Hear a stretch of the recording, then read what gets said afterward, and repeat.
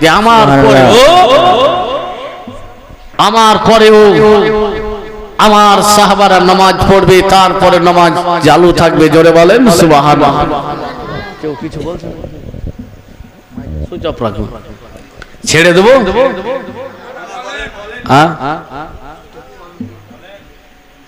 আচ্ছা, এটা ঘটনা বলে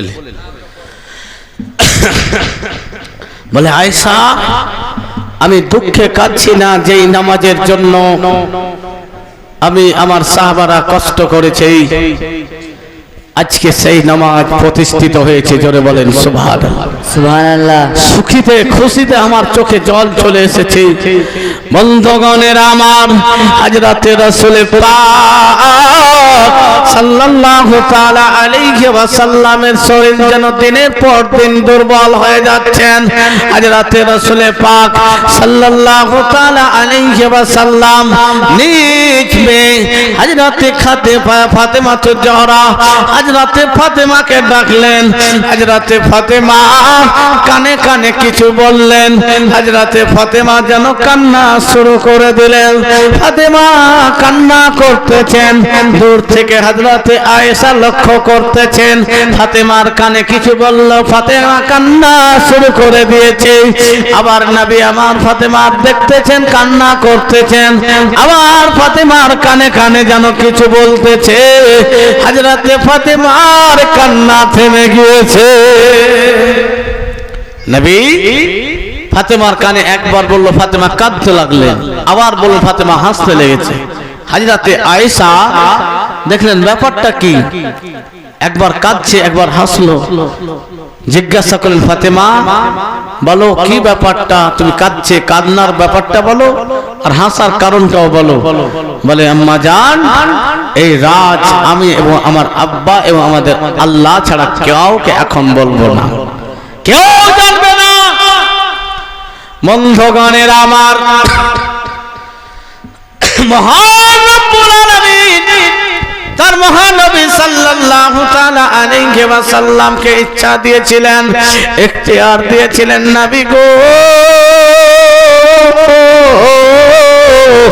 আপনি যদি চান তাহলে দুনিয়ার বুকে থাকতে পারেন। যদি নবী আপনি চান আমার আরশে চলে আসতে পারেন। আপনি যদি চান আমার আরশের নিচে আপনি জায়গা করতে পারেন। আপনার ইচ্ছা আপনি বেছে নিতে পারেন। তাই জান বন্ধুগণের আমার, হযরতে রাসূল পাক সাল্লাল্লাহু তাআলা আলাইহি ওয়াসাল্লাম আমাদেরকে কত ভালোবাসেন, আমাদের গুনাহগার উম্মতকে কত ভালোবাসেন। সেই দিন মহান রব্বুল আলামিনকে বলেছিলেন, মাবুদ আমি দুনিয়ায় থাকবো, আমার গুনাহগার উম্মত আমার কাছে সব কথা শোনাবে, আমি গুনাহগার উম্মতের জন্য দোয়া করে দেব। রব্বুল আলামিন না, আমি আপনার তোমার আরশে যাব না, আমি ফারশেই থাকবো, আমি আমার গুনাহগার উম্মতের জন্যই থাকবো। ভাইজান বন্ধুগণের আমার, মহান রব্বুল আলামিনের নবী সাল্লাল্লাহু তাআলা আলাইহি ওয়াসাল্লামের সাহাবারা মসজিদে নববীতে এসে কান্না করতেছেন, নবীর কাছে এসে কান্না করতেছেন। সাহাবায়ে কেরামগণকে আমার নবী সান্ত্বনা দিচ্ছেন, ও আমার সঙ্গীরা, ও আমার সাহাবারা শুনে নাও, আমি তোমাদের কাছে এসেছিলাম সেটাও রহমত, আমি চলে যাব তোমাদের জন্য সেটাও রহমত হবে। সুবহানাল্লাহ। আমার আশা যে মতো রহমত ছিল, আমার যাওয়াও তোমাদের জন্য রহমত।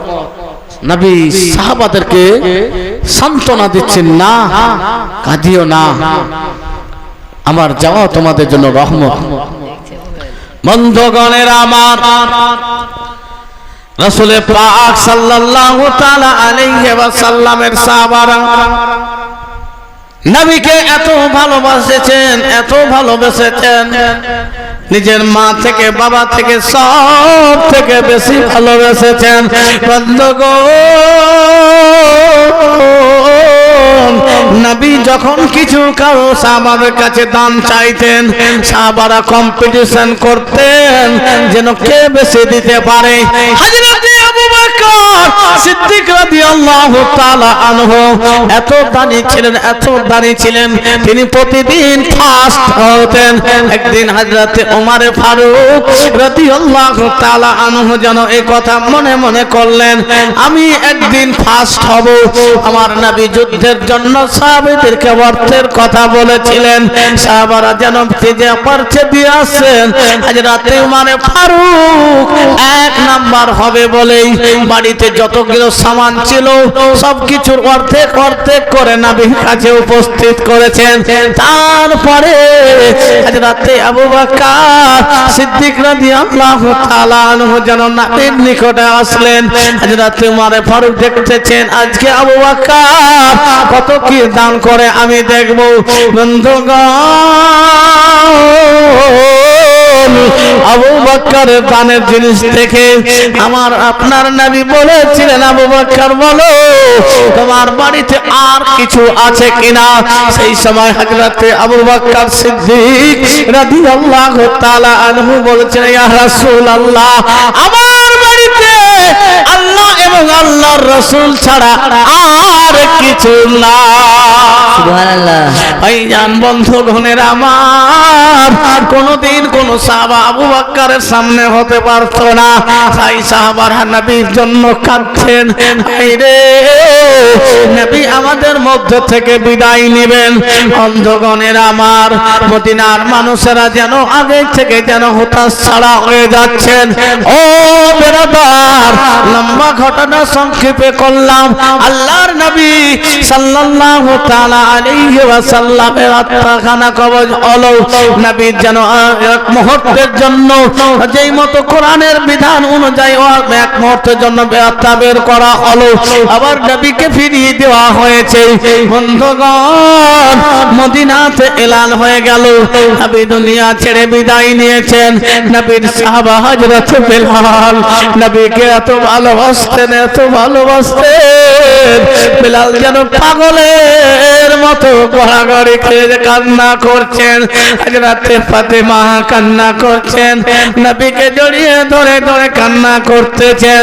দুই ভাই হাসান ও হুসাইন নানাকে ভালোবাসতেন, নানার কোলে চলতে উঠতেন। হযরত হাসান হুসাইন কান্না করতেছেন। বন্ধুগণের আমার, মদিনাতে খাওয়া দাওয়া বন্ধ হয়ে গিয়েছে। মদিনার মসজিদে নববীতে আজান পর্যন্ত হচ্ছে না, সাহাবারা সময় মতো আজান পর্যন্ত হচ্ছে না। মসজিদে নববীতে জামাত পর্যন্ত হয় না। সাহাবারা যে যখন পারে একাই একাই নামাজ আদায় করে। হযরত আবু বকর সিদ্দিক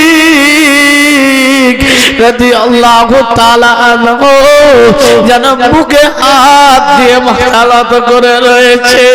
কিতাব বলতেছেন আল্লাহর নবী সাল্লাল্লাহু তাআলা আলাইহি ওয়াসাল্লামের ইন্তিকালের পরে আবু বকর যখন কথা বলতেন যেন পুরা পুরা সেন্ট আসতো। কিতাব বলতেছেন নবী ইন্তিকালে হযরত আবু বকর সিদ্দিক রাদিয়াল্লাহু তাআলা আনহু এত কষ্ট পেয়েছিল, ব্যথা মন থেকে পেয়েছিল, আবু বকর সিদ্দিকের কলেজা পর্যন্ত পড়ে গিয়েছিল। বন্ধুগণ, সাহাবারা কেরাম যেন খাওয়া দাওয়া ছেড়ে দিয়েছে, মদিনার মানুষেরা খাওয়া দাওয়া ছেড়ে দিয়েছে। হায়রে, যেই নবীর জন্য আমরা এত কিছু করলাম, সেই নবী আমাদের মধ্যে থেকে বিদায় নিলেন। তাই কোন কবি একথা বলতেছেন, হাই নবীজি ইন্তিকালে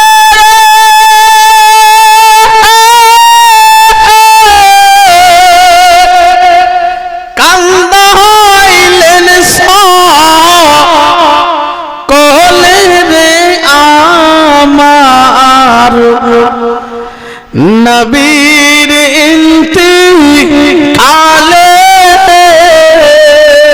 জোরে বলেন ইয়া রাসূলুল্লাহ। হায় নবীজির ইন্তিকালে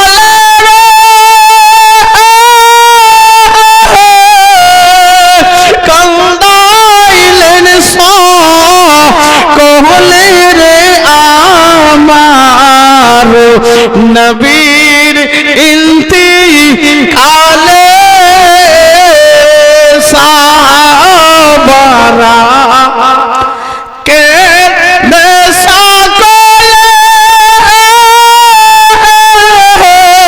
কাপড় ভিজায় চোখের জলে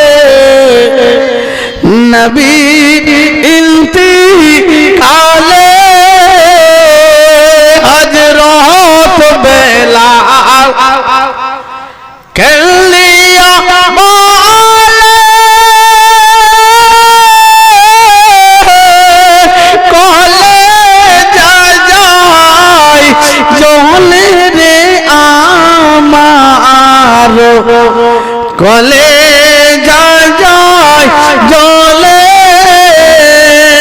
কেমন তোমায় রইব গো ভুলে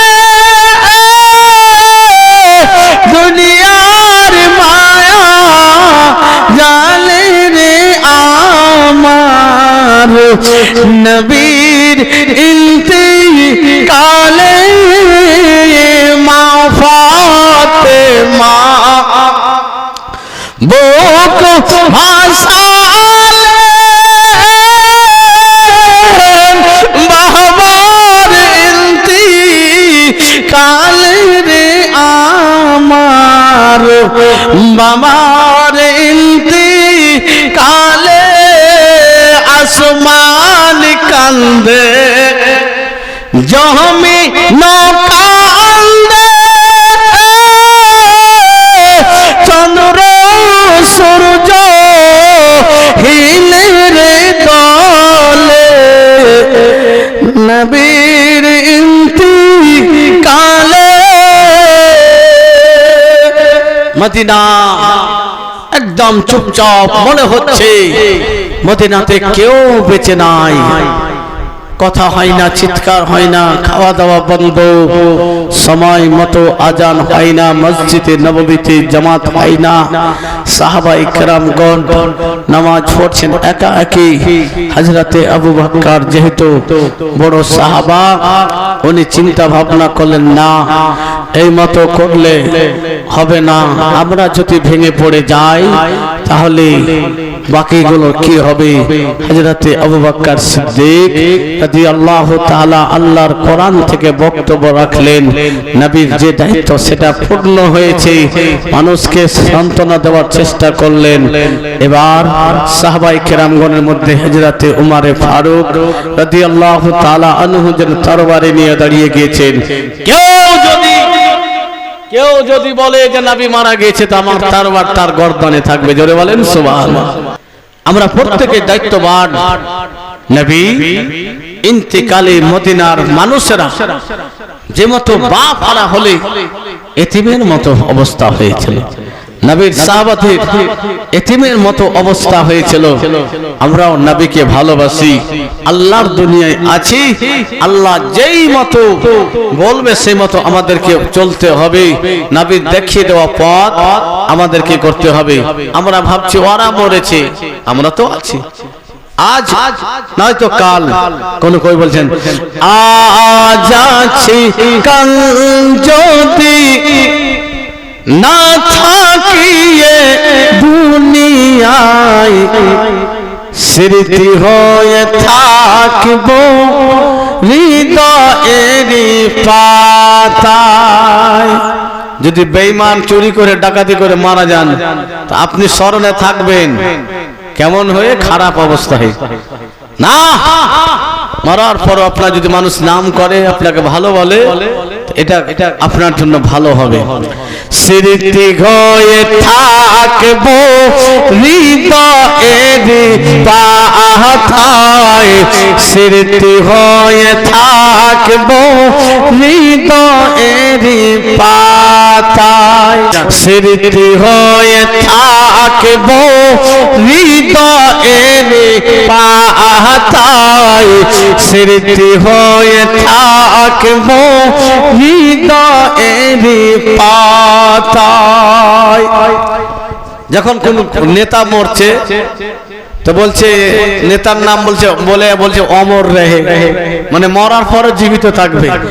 আমরা যদি মরার পরে যদি এ হতে থাকতে চাই তাহলে ভালো মানুষ হয়ে জীবন যাপন করেন। বা আগে এখন দেখেন হাজি গাজী মুফতি মুহাদ্দিস, আমাদের কথাবার্তা এমন অবস্থা হয়েছে যে আমাদের কথাবার্তাতে মানুষ দূরে সরে যাচ্ছে। নিজের স্ত্রী পর্যন্ত স্বামীকে পছন্দ করতে পারেন না। কারণ কেন? যে আমি লোকের ভুলটা ধরি ঠিক, স্ত্রীর ভুলটা ধরি ঠিক, নিজে যে ভুল করছি, নিজ ভুল বলছি, সেটা আগে ভালো মানুষ হতে হবে। স্মৃতি হয়ে থাকবো হৃদয়ের স্মৃতি হয়ে থাকবো হৃদয়ের পাতায় স্মৃতি হয়ে থাকবো হৃদয়ে স্মৃতি হয়ে থাকবো হৃদয়ের পাতায় স্মৃতি হয়ে থাকবো হৃদয়ের পাতায়। বাগানে কত ফুল ফুটে ঝরে যায়, সব ফুল সকলের প্রিয় নেই হয়। বোঝা যাচ্ছে? বাগানে কত ফুল ফুটে ঝরে যায়, সব ফুল সকলের প্রিয় নেই হয়, আর প্রিয় নেই হয়। আলো দেয় যে চাঁদ, আলো দেয় যে চাঁদ, তারও জানি দাগ নয়। স্মৃতি হয়ে থাকবো হৃদয়ের পাতায় স্মৃতি হয়ে থাকবো হৃদয়ের পাতায় স্মৃতি হয়ে থাকবো হৃদয়ের। আজ আছি কাল যদি না থাকি দুনিয়ায়, স্মৃতি হয়ে থাকবো হৃদয়ের পাতায় স্মৃতি হয়ে থাকবো হৃদয়ের পাতায়। তো বন্ধুগণের আমার কয়েকটি গাজালের কথা অনুরোধ হয়ে আছে। একটা কারবলার গাজাল আমার ভাইরাল আছে মোবাইলে, সেটা শুনতে চেয়েছে। এখানে এখানে দুইটা গাজাল লিখেছে, কিন্তু টাকা কিছু দেওয়া পাঠায়নি। তো ওই বোন বা মা যে মাসি হয় সালাম দিয়েছেন, ওয়ালাইকুম আসসালাম ওয়া রাহমাতুল্লাহ। ঠিক আছে, দুইটা বলেছে, এখানে বলার চেষ্টা করব। ঝিলমিলে কথা বলেছে। তো আমার দাদু ভাইরা অংশগ্রহণ খুব ঠিকঠাক করছেন, আলহামদুলিল্লাহ।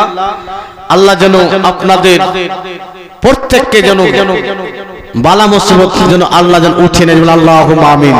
সকলে আল্লাহুম্মা আমিন। আজকে দেখেন আমরা পৃথিবীতে সব দিনের জন্য কেউ আসেনি। আমি আজকে বকছি, এই বলছি, কখন আমার আত্মাখানা বেরিয়ে যাবে। আমি হয়তো কাউকে মৃত্যু বলছি, কেউ আমাকে বলবে।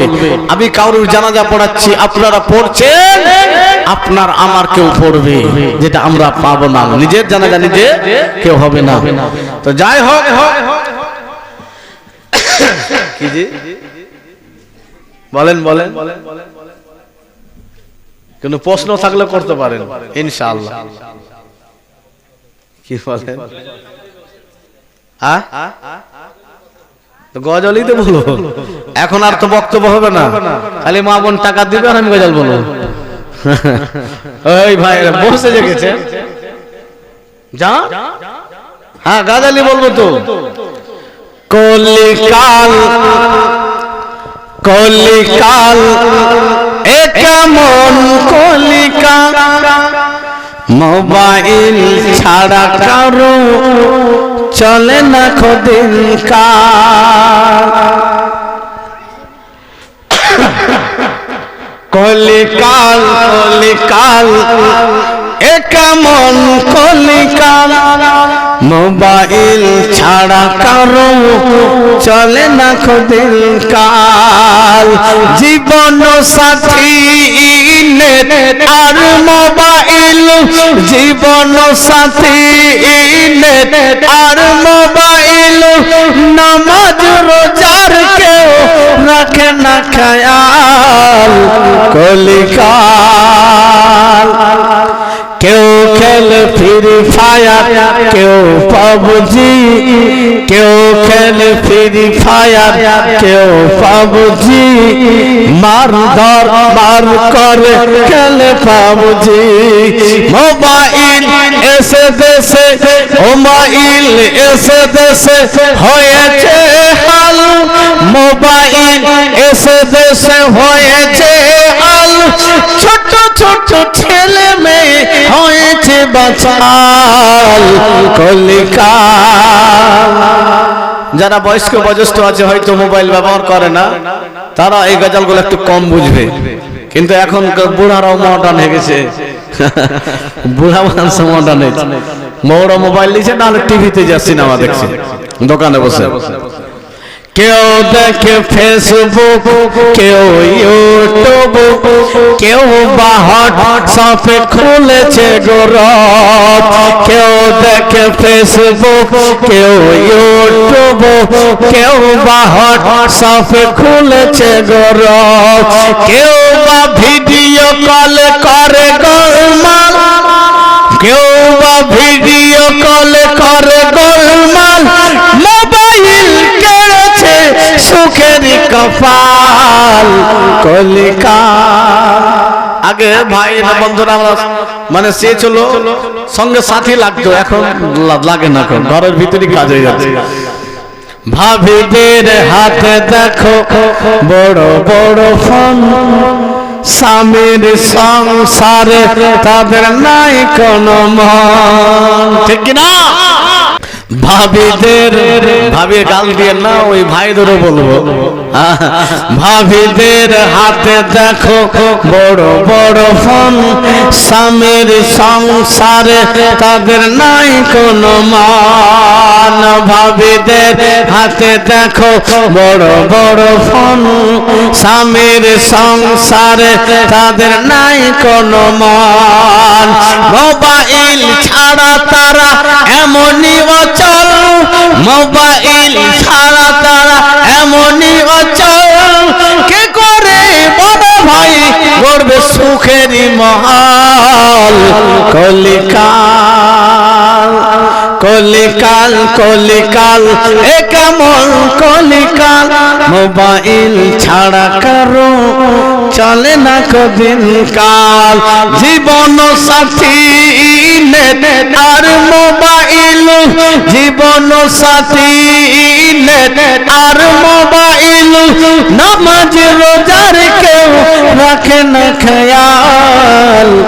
কলিকাল কেউ বাহিলে তুলে তুলে পিকচার, ফেসবুকে পোস্ট করে বলে করো বসিয়ার। হ্যাঁ, কিছু ভণ্ড আছে নিজে তো ছাড়ছে ছাড়ছে, নিজের বেটিরও ছাড়ছে, স্ত্রীরও ছাড়ছে। হ্যাঁ, নিজের স্ত্রী তুমি লাইক নিবা, কমেন্ট নিবা, ভাই স্ত্রী তোমার জাতীয় সম্পদ, লাইক ব্যক্তিগত সম্পদ। স্ত্রী ছবি, মেয়ের ছবি ফেসবুকে দিবেন না। কেউ বাহিলে তুলে তুলে পিকচার, ফেসবুকে পোস্ট করে বলে করো গোসিয়ার। কেউ বা লাইভে এসে দেখায় রূপেরই বাহার, কেউ বা লাইভে এসে দেখায় রূপেরই বাহার। কলমে সাদা হলো মোবাইল কামাল। কলিকাল হয় না এরকম? মোবাইলে দেখছে যে মানে রিমিলি মেরা নাকি রিমিডি মেরা চেহারাকে সাদা করে দিয়েছে। এখানে ছবি আছে আমার, ওখানে এখানে মিলছে, কম্পিউটার থেকে মানে সাফ করে বের করেছে। তো এই মতোই ধোকা খাচ্ছে আমার ইয়ং ভাইরা। বাপরে সুন্দর, কিন্তু কালো মেয়েকে সাদা করছে মোবাইলে। কেউ বাহিলে দুলে তুলে পিকচার ফেসবুকে শেয়ার করে, পোস্ট করে বলে করো গো শেয়ার। কেউ লাইভে এসে দেখায় রূপের বাহার, কালো মেয়ে সাদা হলো মোবাইলের কামাল।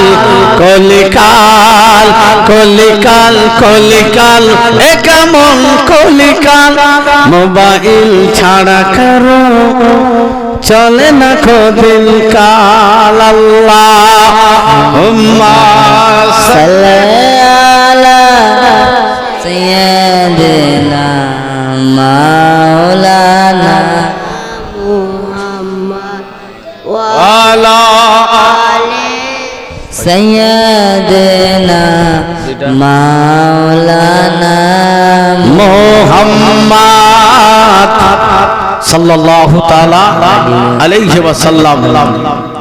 তো বেরাদার, মোবাইল আমাদের দরকার আছে। মোবাইলের ভালো দিকও আছে, তো মন্দ দিকও আছে, ঠিক না?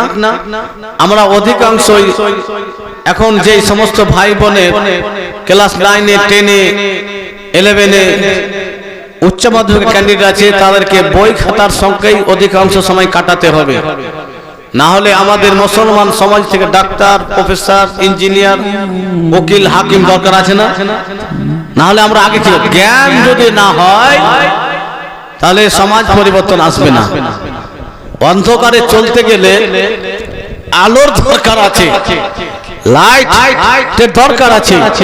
তাই বোন, তুমি পড়াশোনাতে মন দাও, ভাই বাবু ধন পড়াশোনায় মন দাও। তুমি তোমার সিলেবাসটাকে কমপ্লিট করো। সেই মতনই কোরআন শরীফ আমাদের প্রত্যেকের সিলেবাস, যেখানে অন্যায় নাই সব উল্লেখ করা রয়েছে।